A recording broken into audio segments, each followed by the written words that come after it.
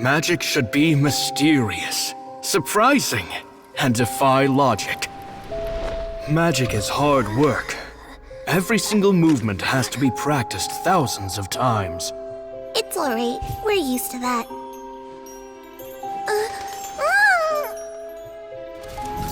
We're sorry. You've taught us so much, but we can't tell you the whole truth. It's okay. Do you still remember what I told you? This world is full of lies and falsehoods. I only hope that one day, you can find your own truth. What about you? Have you found your truth? Magic is my truth. I want to perform a magic trick so great that people will always think of me when they talk about it. For a magician, what greater honor could there be? Look! Behold! Lyney is sealed inside the box. Will he manage to escape? 10 years ago, Cesar attempted this very trick, and it was at this precise moment that...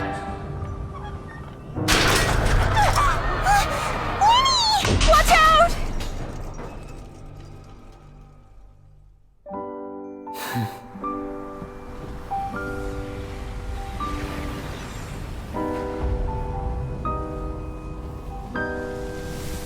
Mysterious.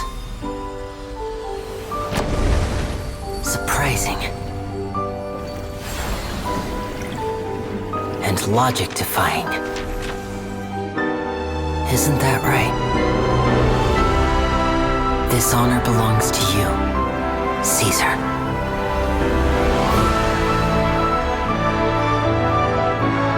I'm just sorry it's a little late.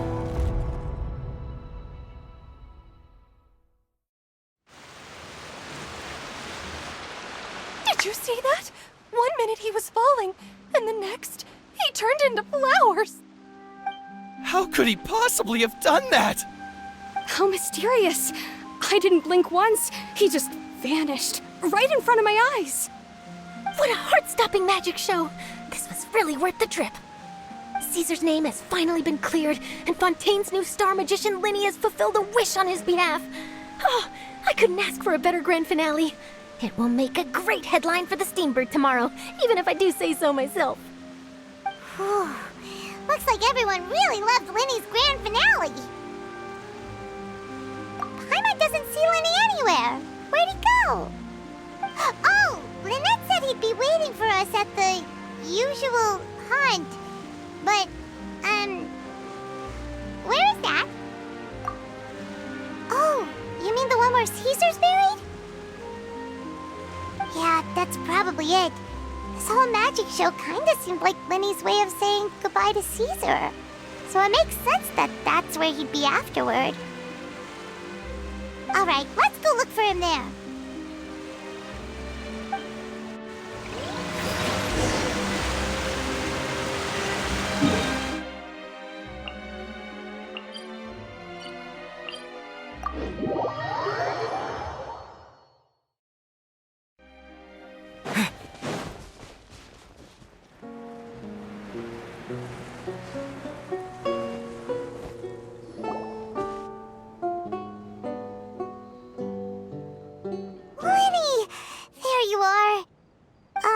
Are you alright?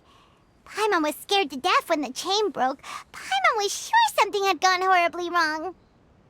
Magic is a performance art. A magician has to get creative to keep the audience on tenterhooks. That's our job. So I tweaked Cesar's original setup a little to keep it fresh. I was honestly a little nervous during the live performance. The thought of falling, suddenly feeling weightless, seeing the sky and the ground spinning and spinning. Sometimes, I can't help but wonder what Cesar thought in those final moments. Did he regret taking Gemma and Lorenzo on? Or did he believe that it was his own slip-up right until the end? You know, Paimon's been wanting to ask you about something ever since we were in Cesar's workshop. You learned magic from Cesar once, didn't you? When was that? After I joined the House of the Hearth. To be honest, Lynette and I had an agenda when we approached him. I told you about my past before, remember? As a young boy, I survived by secretly learning magic from street performers. I'd watch their tricks and try to figure out how they were done. But I quickly realized that observation alone could only get me so far. What I saw was the polished final performance, but the rigorous training they put in behind the scenes remained invisible to me. I needed to learn how to improve my sleight of hand, hone my misdirection skills, and make niftier props. We were gifted enough that we'd made some progress by ourselves, but without proper guidance from a professional magician, we quickly plateaued. So that's why you sought Cesar out? Yes. We figured there was no harm in asking, but it took us by surprise that he was so willing to teach us. In all, we only spent 10 short days together, but he was very good to us. By contrast, we hid so many things from him. For instance, when he asked why I wanted to learn magic, I answered, "It's my passion." But in truth, there was already a lot more to the story by then. After being taken in by an aristocrat for our magic talent, then betrayed soon after, this was no longer about me doing what I loved. What amazed me was how the lie escaped my lips even as I was hesitating over whether to tell him the truth. Trust is a beautiful thing. Sadly, I'd forgotten how to trust by then. Lyney. Still worried about the way I feel? You really are a gentle soul, aren't you? But don't worry, I'm used to it now. From the mansions of the elite to the house of the hearth, lies and selfishness have followed me and Lynette everywhere we go. After Cesar went on tour, we became busy with our missions. The next we heard of him was that he'd fallen to his death, and was now declared to be the Phantom Weasel. That night, I remembered his smile. But as I lay there, I didn't know what to say to him. To keep secrets is to put up walls. The longer you keep them up, the less you let people in. Then, one day, you look around and realize your life is like an empty auditorium after a show, full of seats once occupied by all the people who left. But I guess that's the price we have to pay. You only realize how much someone really meant to you when you lose them completely. That's why I was so confident this would hurt Gemma. Because I felt it for myself. Yeah, cheer up, Lyney. We've had to say our fair share of goodbyes during our journey, too. But whatever happens, Paimon always believes in what tomorrow brings. Delicious food, fun toys, and the traveler by my side. Paimon just needs to focus on things like this, and all the unhappy stuff goes right out the window. You know, Traveler, doesn't that kind of make you Paimon's truth? Exactly. It's the same for me and Lynette. We are the truest thing each other has in the world, and nothing can replace that. Life has taken plenty from us, like it did from Gemma. But at least it left us with each other.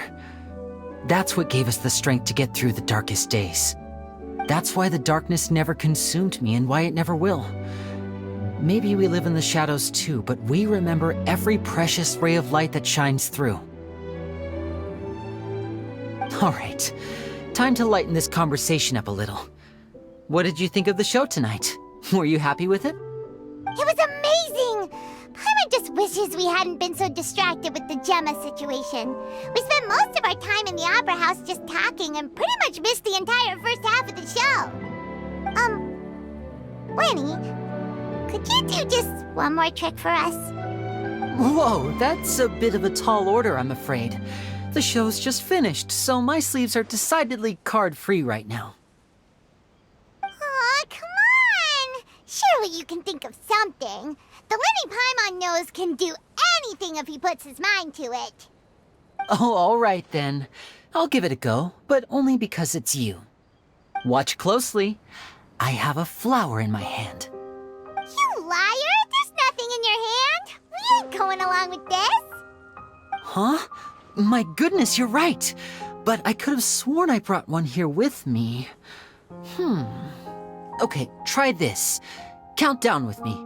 3, 2, 1. 3, 2, 1. Now, have another look around. Maybe the flowers appeared somewhere else. Really? Let's see. Wow, there it is!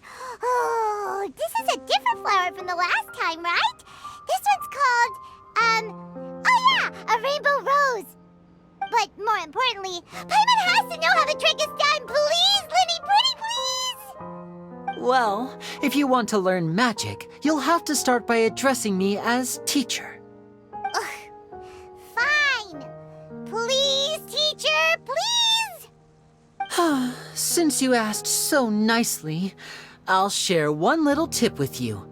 Namely, the student of magic cannot solely rely on others being prepared to reveal their secrets. You have to observe, think, and find the answers for yourself. Is that it? Look at the time. We shouldn't linger here too long. Thanks again for coming to see my show. I bid you both good night. I look forward to seeing you again.